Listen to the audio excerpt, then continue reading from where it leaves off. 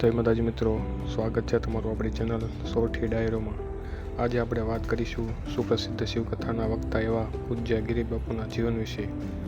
ગિરિબાપુનો જન્મ સાવરકુંડલાના મોટા ચિંચુડા ગામમાં થયો છે।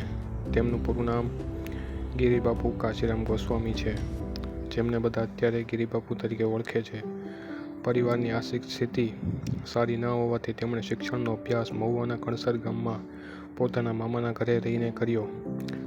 ધોરણ 8, 9, 10 પણ મહુવાની જેપી પારેખ સ્કૂલમાં કરેલ, જ્યારે આગામી ઉચ્ચ અભ્યાસ સાવરકુંડલામાં કરેલ। તેમની માતાનું નામ કાંતાબેન ગોસ્વામી છે। ગિરિબાપુ બાળપણમાં સરખું બોલી પણ નહોતા શકતા, તેમની જીભ અચકાતી હતી। પણ કહેવાય છે ને કે શિવ કા દાસ કભી ના ઉદાસ, એમ મહાદેવની કૃપા થાય ને તો મૂંગા પણ બોલતા થાય, તેનો દાખલો ગિરિબાપુ છે। આજે એમના મુખે બોલાયેલ પવિત્ર વાણીમાં શિવકથા જે લાખો લોકો સાંભળી રહ્યા છે।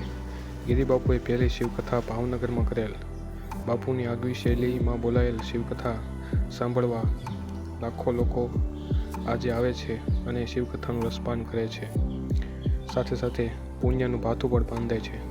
આજે બાપુ દેશ વિદેશમાં જઈને શિવકથા કરે છે। બાપુના મુખે ગવાયેલ શિવધૂન ઓમ નમઃ શિવાય ખૂબ જ જાણીતી બની છે। બાપુએ શિવને પ્રિય એવા બિલીપત્રનું એક સુંદર અને વિશાળ જગ્યામાં બિલ્વ વન બનાવ્યું છે। બાપુ સેવા કાર્ય પણ કરે છે, શિવ મહિમા ગાય છે, શિવ મહિમાનો પ્રચાર કરે છે, શિવને જાણીને જીવન ધન્ય કઈ રીતે બનાવવું તે જણાવે છે।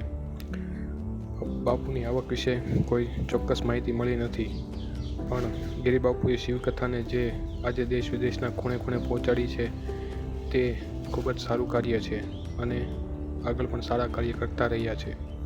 તો આ હતો ગિરિબાપુનો જીવન પરિચય। જો આ વિડીયો ગમે તો લાઈક કરો, શેર કરો, સબસ્ક્રાઈબ કરો અને ગિરિબાપુનું શિવકથાનું રસપાન કરો। જય માતાજી, જય મોગલ, થેન્ક યુ।